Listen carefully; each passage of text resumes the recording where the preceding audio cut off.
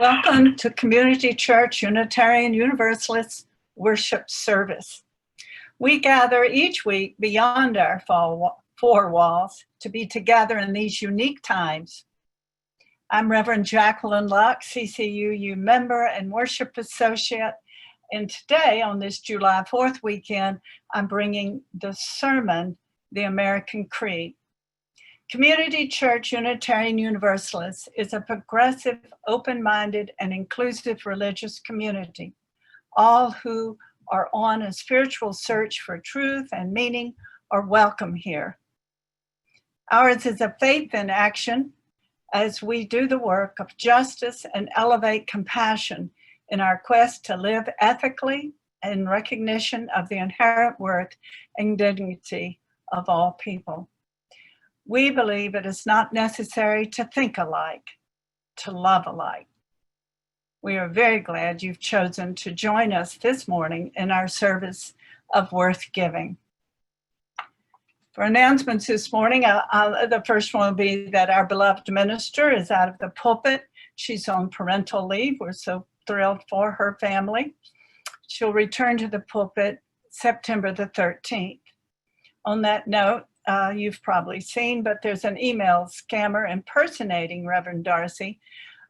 They seem to be using the full Reverend spelled out, Darcy, as their email name, and they're requesting out of the ordinary favors. Don't do it. No money, whatever. Don't do it. You can just delete it or report it to the office. We do still, I think, have some more yard signs for the Black Lives Matter yard signs at the church. You can contact Charlotte at office@ccuunola.org. And then I'm going to just summarize the rest of the announcements in saying that I did notice there is a new announcement from the New Orleans Historical Society that looks fascinating about a database that can be searched for apparently the names of freed slaves right after the emancipation, where people were searching for other family members. And also there's some safety reminders for those of you that are participating in Black Lives Matter protest or any others. There's a show, Artists in View, featuring New Orleans-based artists. And there is an announcement about the New Orleans Queer Youth Theater. It's called Loud, and they suggest you go to their Facebook page. There's also a senior care resource for family caregivers. All can be explored on, you got an email just yesterday, Community Matters, and all of these announcements are there. Our introit this morning will be sung by CCUU member and past president, Dion DeVille.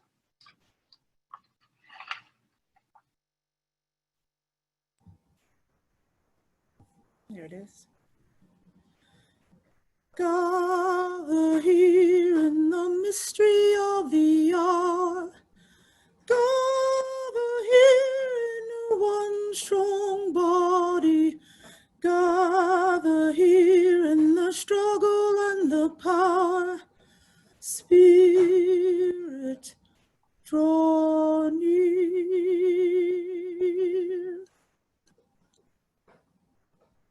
Thank you. You certainly invoked the holy, and I appreciate it. It is Community Church's custom to light a chalice, invoking hope and eternal truth to our worship. Please join me in reading the words in the chat box together. We light this flame. We light this flame to affirm the light of truth and knowledge, the warmth of love and community, and the fire of hope and commitment. CCUU's Director of Religious Education, Cynthia Ramirez, has the lesson for all ages. Good morning, everybody. I hope you can see. We're going to be doing the Americans by Douglas Wood and Elizabeth Siles. And this was on loan from Marilyn Monroe. I always do that, Marilyn Monroe.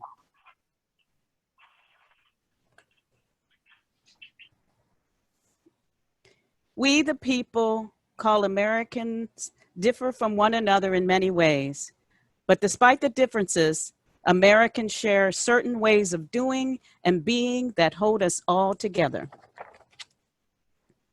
Americans love.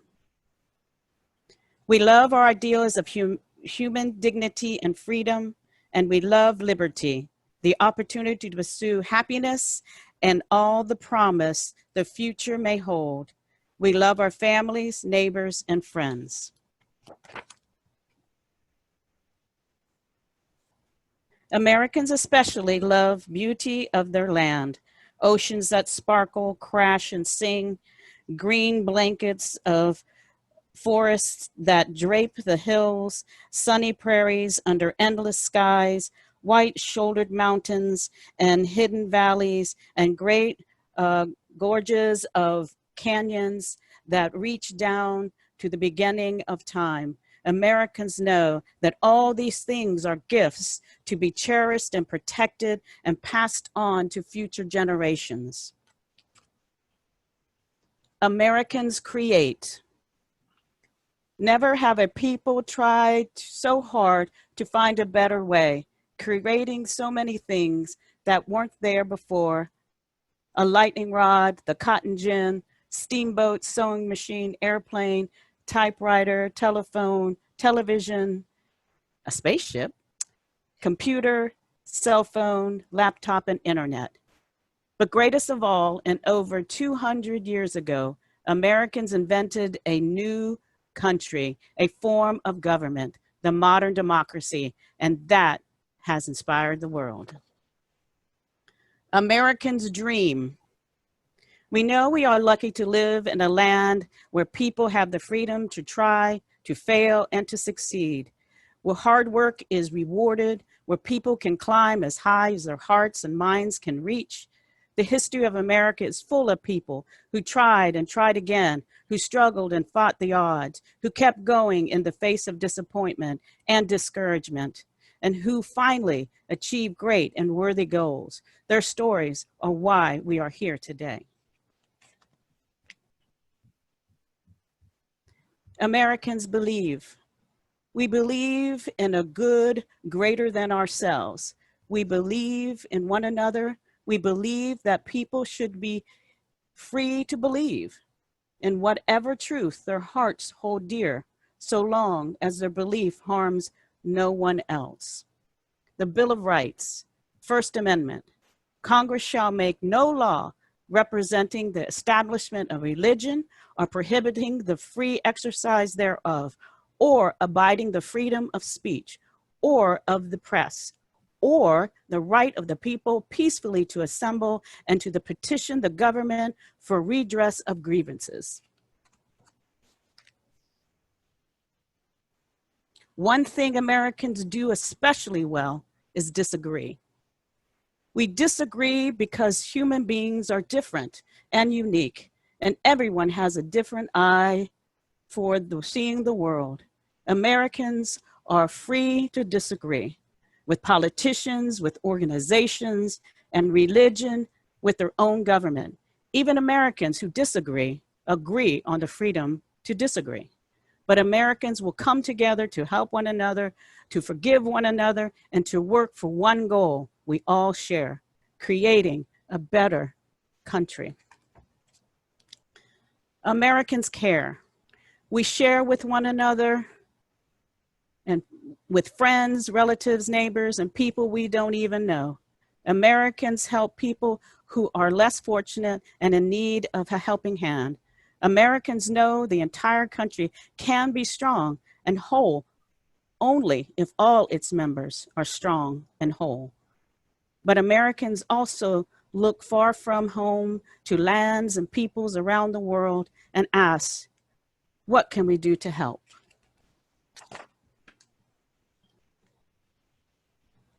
Americans fight. We are fierce fighters when we defend important ideals like human dignity and freedom. Americans may fight because our country has been wounded or attacked and must be defended. Other times, we have chosen to fight for people who are weak or wounded, poor or bullied, and unable to defend themselves. In some cases, many Americans have sacrificed their own lives in order to help.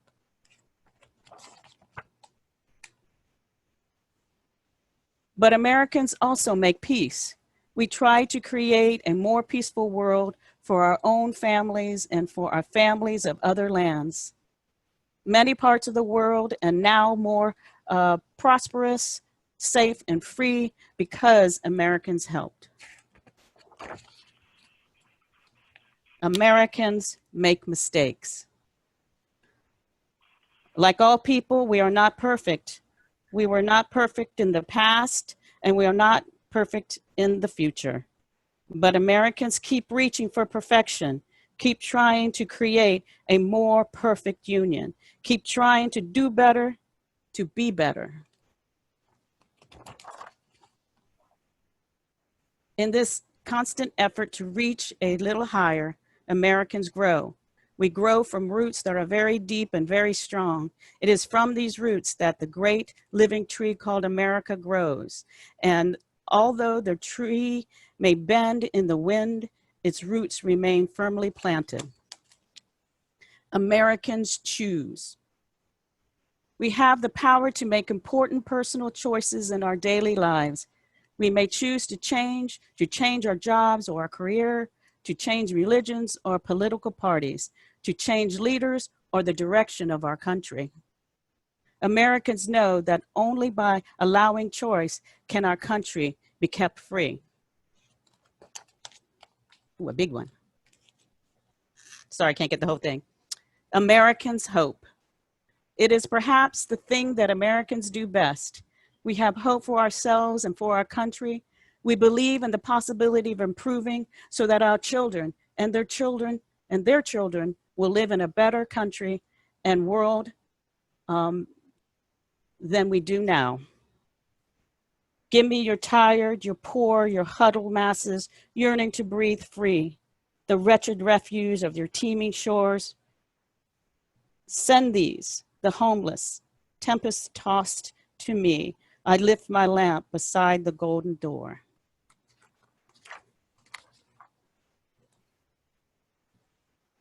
All of these things together, and so many more, make up the country of the United States of America.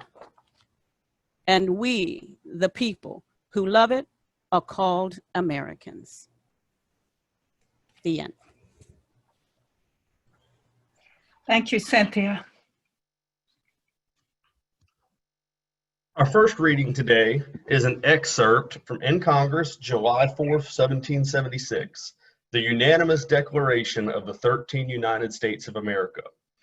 When in the course of human events, it becomes necessary for one people to dissolve the political bands which have connected them with another, and to assume among the powers of the earth the separate and equal station to which the laws of nature and of nature's God entitle them.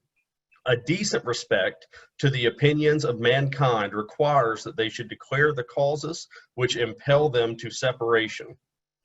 We hold these truths to be self-evident, that all men are created equal, that they are endowed by their Creator with certain unalienable rights, that among these are life, liberty, and the pursuit of happiness, that to secure these rights, governments are instituted among men, deriving their just powers from the consent of the governed. Thank you. Within the congregation, we recognize the members' joys and sorrows within our worship. And so in this virtual service, I invite you to write your public message in the chat box to be read after the hymn. The hymn this morning is "This Is My Song."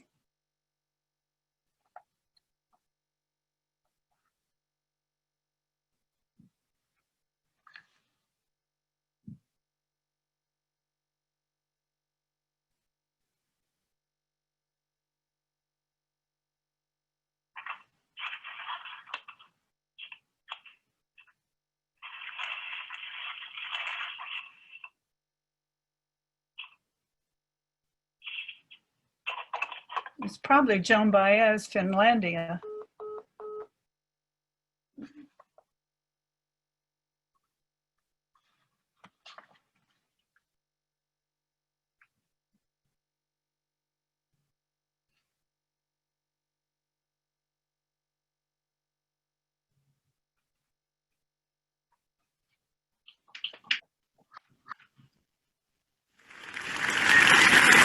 Good evening, good evening.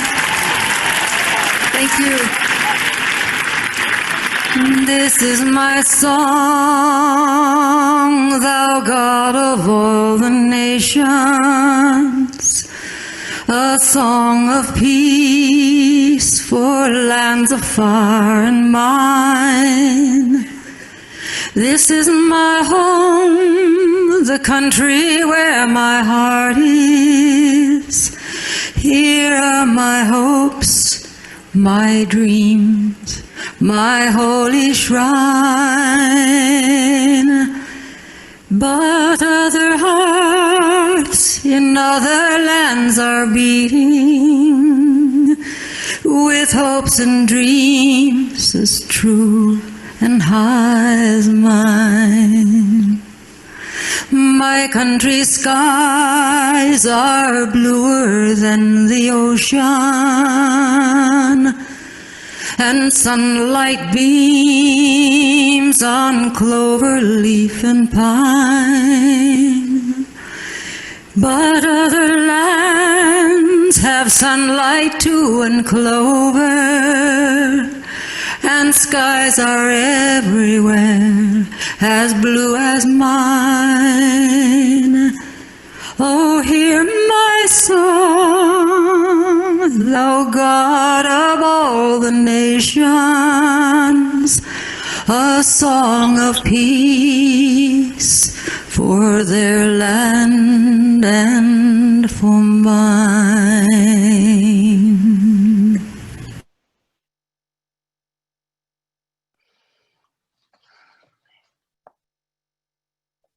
From Jim O'Neill, we are grateful for the wonderful rituals, lectures, and workshops of the General Assembly. Very inspiring. That was GA that we've been talking about. Laura Carmen, concerns for Carol Britt and Josie Patton's sister Tet, both in Truro Hospital. As caring ministry learns more, we might reach out to you to help as they need it. Well, I light a candle for those sorrows and joys that have remained silent with you. Of course, there are many, I'm sure. And know that you are loved and you can reach out at any time. In fact, the caring team has a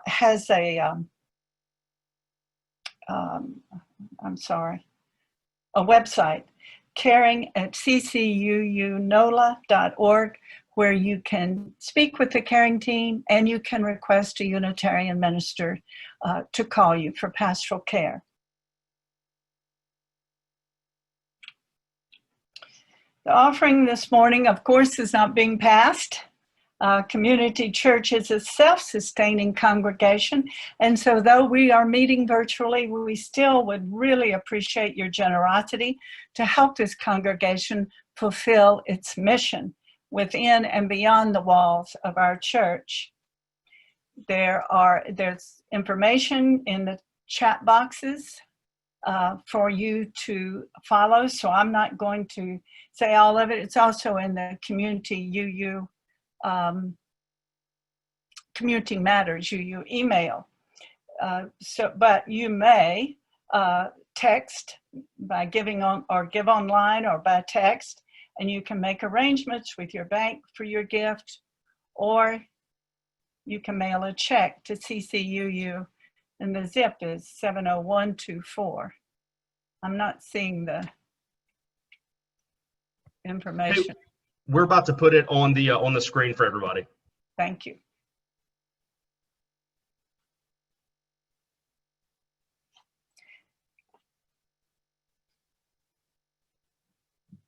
Donald has a lot of jobs to do.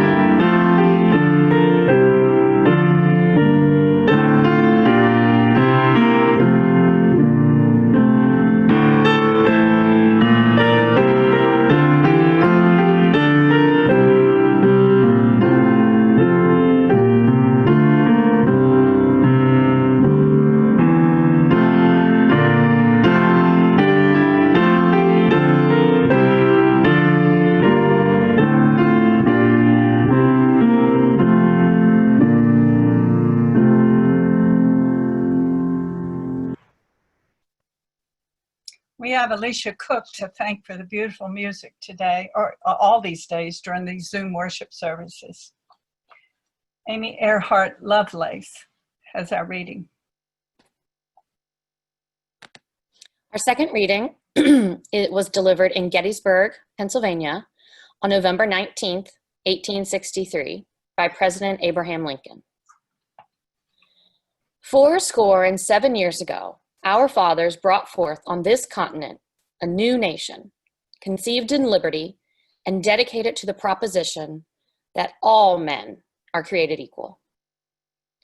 Now we are engaged in a great civil war, testing whether that nation or any nation so conceived and so dedicated can long endure. We are met on a great battlefield of that war. We have come to dedicate a portion of that field as a final resting place for those who here gave their lives that that nation might live. It is altogether fitting and proper that we should do this.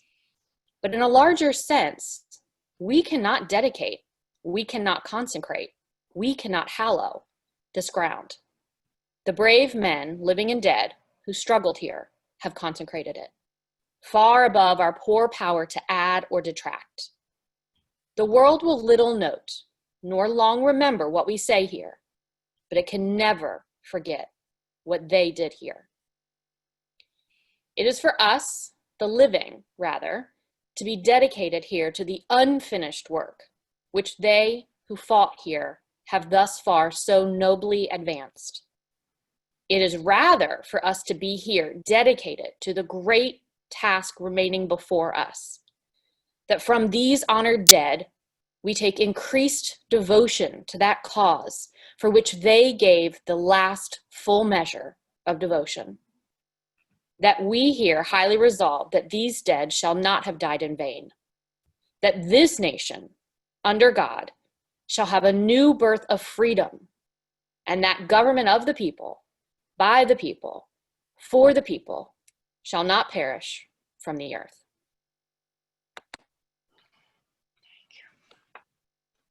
Our American Creed. If I slow down much today, nowadays, it is so easy to get mired in all that is so wrong in our nation. I feel overwhelmed and anxious. Perhaps you do too. In writing this sermon, I set out to find my bearings and to offer something to you of use, hopefully, always I hope. I'm sure you remember Dr. Martin Luther King Jr. preaching at Washington Mall, August the 28th, 1963. I have a dream that one day this nation will rise up and live out the true meaning of its creed. We hold these truths to be self-evident, that all men are created equal. Important words from the Declaration of Independence and Dr. King for this July the 4th, 2020. Though still a dream, a few things seem to be changing. In reading the American Creed by Unitarian colleague Forrest Church, I realized I'd not given much thought to an American creed, as Dr. King spoke of, the true meaning of its creed. I just focused on what he said after that, which is the meat, of course. But what is our creed? Lincoln eloquently held before us, as Amy just read, a yet unnamed American creed in the Gettysburg Address. You know, a creed is a set of beliefs or aims which guide someone, or in this case, a nation's aims. In 1944, a Swedish Nobel Prize economist and sociologist began a rich discussion when he wrote about Americans and his concept of their creed. The American creed is one of devotion to the principles of liberty, of self-government, and of equal opportunity for all, regardless of race, gender, religion, or nation of origin. Words of Gunnar Myrdal. The American Creed consists of the principles and the beliefs found in the American Declaration of Independence, to which Americans are devoted. And yet, that devotion seems to me to be slipping through our fingers unless we look at the faces of the protesters, those people who are fighting, protesting for what they believe right now. The genius of America lies in its ability to forge a single nation from peoples of diverse racial, religious, and ethnic origins, writes historian Arthur Schlesinger Jr. The American Creed, he continues, is what all Americans should learn because it is what binds all Americans together. And lastly, Forrest Church describes the American Creed as a living will entrusted to succeeding generations by the founders to advance the quest they began in 1776. A living will. Thomas Jefferson is credited as the primary draftsman of the Declaration of Independence, though none of his propositions were entirely original. Many of the ideas came from the English Enlightenment thinker John Locke and writings by other American patriots.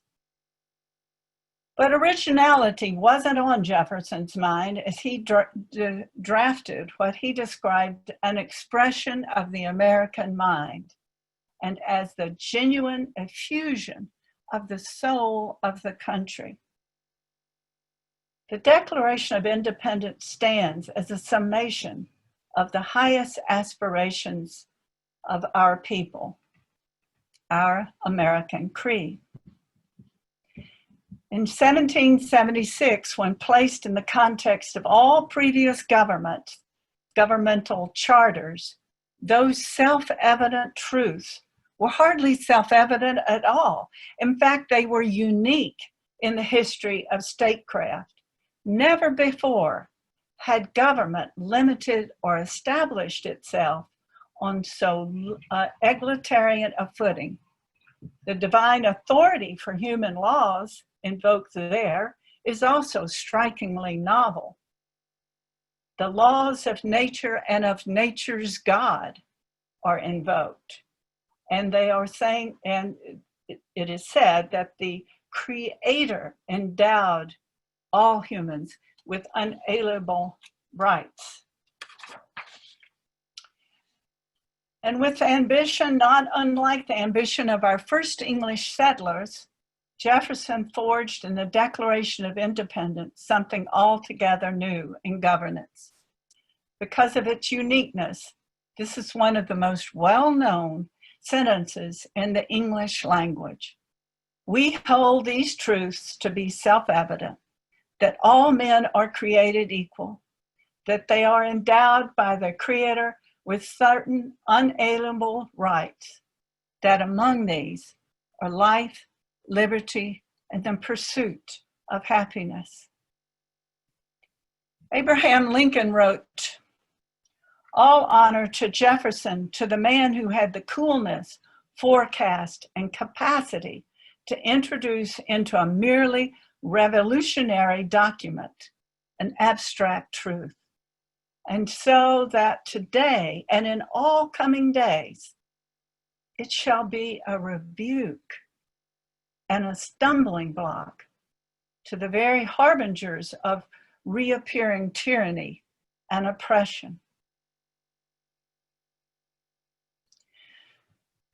When talking about our founders, there is much that is controversial, especially about Jefferson. It's impossible to understand how he, a slave owner, could have said and written so much that has shaped what is good and right about our nation. Furthermore, Jefferson had children with his deceased wife's half-sister, who was a house slave at Monticello. Martha Jefferson and Sally Hemings had the same father.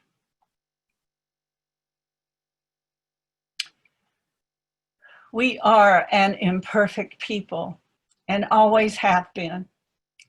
But the ideals of the American Creed compel us to seek the better angels of our nature through moral education, in protest, in the ballot box, as we are witnessing in this exhausting and occasionally uplifting time. One can trace the beginnings of what became the American Creed from the first English settlers arriving on North America's wooded shores. They were English separatists, you know, of course, pilgrims, seeking a land to establish the practice of their Protestant religion, separate from the Anglican religion of the King of England.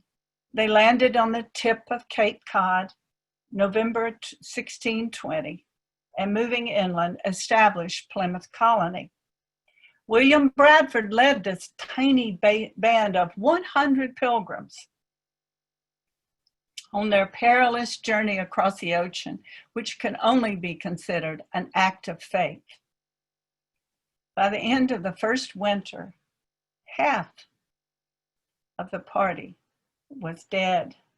Starvation and disease were common. The Pilgrims and Indians coexisted in a state of mutual mistrust. Yet, judging from the earliest records, somehow those Pilgrims kept their minds fixed on God and freedom. It is no exaggeration to say that America's cornerstone is religious liberty. In the Mayflower Compact, the Pilgrims created their government solely and mutually in the presence of God, pledging to enact, constitute, and frame such just and equal laws from time to time as shall be for the general good of the colony, to which they promised all due submission and obedience. Fascinating to me, America was founded on the Pilgrims' theological understanding that God's will and man's well-being were one and the same thing. Seems fairly progressive to me. The Plymouth Colony, however, was far from a perfect democracy, and the Massachusetts Bay Company made no pretense to be one. Nevertheless, at the outset of our history, the Mayflower Compact established the notion upon which our nation would be founded. Governments formed by compact derive their power from the terms set by the governed. To be anything other, the Puritans who came to Boston 10 years later felt no compunction to be anything other than an English colony, and yet they too laid the foundation for the American Creed. Far from democratic themselves, Puritans vested moral authority in a person's virtue rather than their status, and therefore in the priesthood of all believers. That egalitarian concept of the priesthood of all led directly to the idea of democratic government. Another who shaped the American Creed is Roger Williams, a Baptist minister, banned from Massachusetts by the Pilgrims, Puritans. He found winter refuge from sure death with Native Americans. Williams purchased land from them, from his Indian saviors, and people he considered his friends, and received a charter for Rhode Island. The Rhode Island General Assembly drew up a code of laws granting freedom of conscience in all matters of religious faith and practice. Another concept we recognize in our Bill of Rights and Declaration. Ironically, Roger Williams was virulently opposed to Catholics and Quakers. But in 1670, because of the freedom of religion clause that the General Assembly had adopted, Quakers outnumbered Baptists in Rhode Island. And by the mid-18th century, the Quakers were the third largest denomination in the colonies. And they were considered the most radical and reviled. The Puritans replaced church authority with the authority of the Bible, but the Quakers looked to what they called the inner light of each soul for authority. The Quakers also sought peaceful coexistence with all. Quakers truly democratized the religious spirit, and under the leadership of William Penn, the Quakers in Pennsylvania established the most humane civil code ever to be incorporated by a government, according to Forest Church. Another Pennsylvanian, Benjamin Franklin, shaped what was to become the American Creed.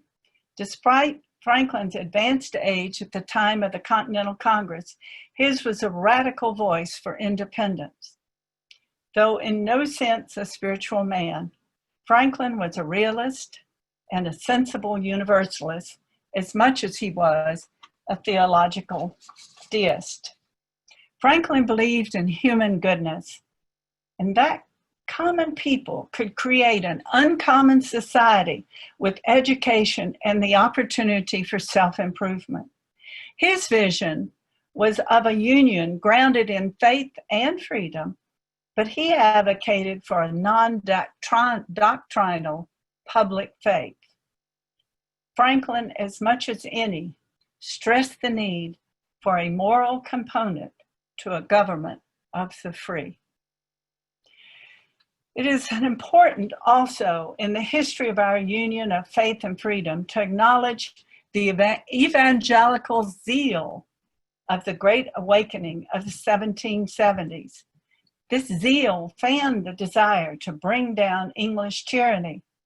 Church writes, born again in Jesus, many were also reborn to a distrust of received authority, infusing pre-revolutionary America with a radical social, spiritual, and political dynamic. Jonathan Edwards was our nation's greatest theologian at the time and its first literary genius, and he was a rousing minister of the Great Awakening. Edwards viewed nature not as something to be subdued as the Puritans did, but as a testament to God's handiwork. Nature's God was as real to Edwards as the God of Scripture. Also, Edwards held each person responsible, at least in part, for the welfare of all by a binding covenant with Jesus's commandments of love. Some of us wonder if that's not been forgotten. Jonathan Edwards elevated liberty by linking it with moral accountability. Once this ethic was voiced, our union received its second cornerstone, the concept of e pluribus unum, out of many, one. The religious zeal of the Great Awakening was necessary for the American Revolution, but also the Declaration of Independence is a product of Enlightenment thinking. American preachers, moral philosophers, and politicians began describing the kingdom of heaven as a great republic in which all citizens are equal and free. They were reflecting Franklin's and Jefferson's Enlightenment values more than purely religious zeal. Thomas Jefferson was more devout than many imagine. His God was both a cosmic architect and a collective human consciousness. Jefferson's God wrote nature's laws and gave us the means through reason to enact them. Jefferson's God wrote nature's laws and gave us the means through reason to enact them. Those laws were self-evident and the rights were confirmed were unalienable, absolute. The unique American Declaration of Independence and a union of faith and freedom was ratified 1776, July the 4th.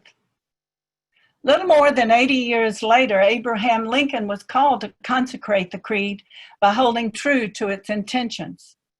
As he signed into law the Proclamation of Emancipation, Lincoln said to his countrymen, "In giving freedom to the slave, we assure freedom to the free, honorable alike in what we give and what we preserve.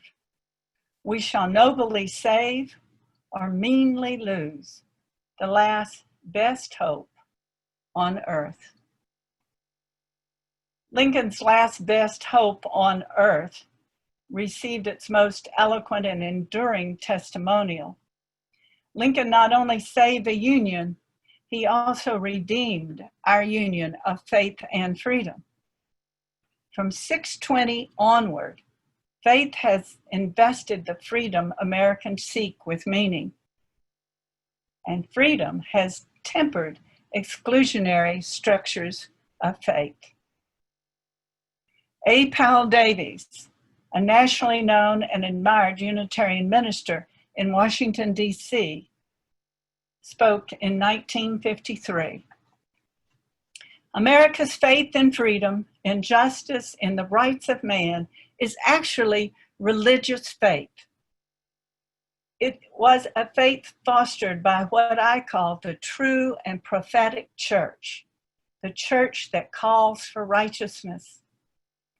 True and prophetic church, church that calls for righteousness. Thank goodness Unitarian Universalists considers themselves one of those, although we're certainly not the only church that calls for righteousness. Today we are living history in the making. It is important to tell the story of what began as a pilgrim's hope for religious freedom and developed as framed in the Declaration of Independence into the unique American creed. Many may be giving up hope presently. When will we truly be free? Democracy is messy, and though horrified, I cannot give up on our nation and its people. I find these words by Arthur Schlesinger helpful in understanding our times. When we talk of American democratic faith, we must understand that it is not its true dimensions. It is not an impervious, final, and complacent orthodoxy, intolerant of deviation and dissent. It is an ever-evolving philosophy, fulfilling its ideals through debate, self-criticism, protest, disrespect, and irreverence. A tradition in which all have dissent and opportunities for self-assertion. The creed has been the means by which Americans have haltingly but persistently narrowed the gap between the performance or the ideals and the principle. It is what all Americans should learn because it is what binds all Americans together. The creed has been the means by which Americans have haltingly but persistently narrowed the gap between performance and principle. In closing, the American creed includes devotion to the principles of liberty, of self-government, and of equal opportunity for all, regardless of race, gender, religion, or nation of origin. It was uniquely shaped by Americans for their unique new nation. And as Lincoln points out, the American creed today and in all coming days shall be a rebuke and a stumbling block to the harbingers of reappearing tyranny and oppression. May it be so. Amen.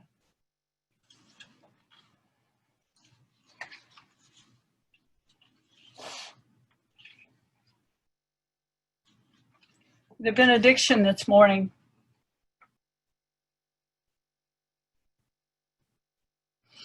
I'm going to use the words of Dr. King again. It's from his sermon, August the 28th, 1963.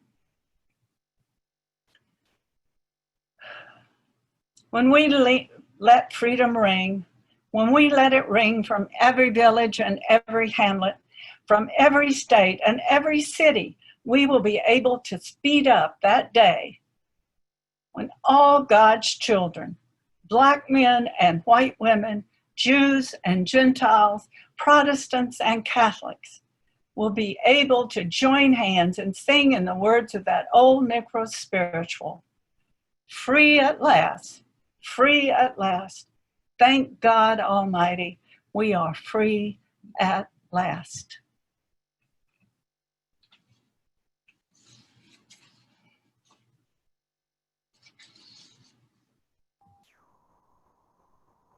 Can you guys hear me? Amen. Amen. Amen.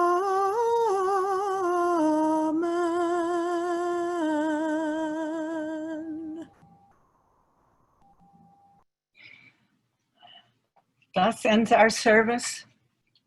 We're glad you joined us in this time of worship and worth giving, and hope something spoke to you. Stay connected, because in 10 minutes, a virtual coffee hour will begin, led by member and past president and choir member Dion DeVille. Thank you.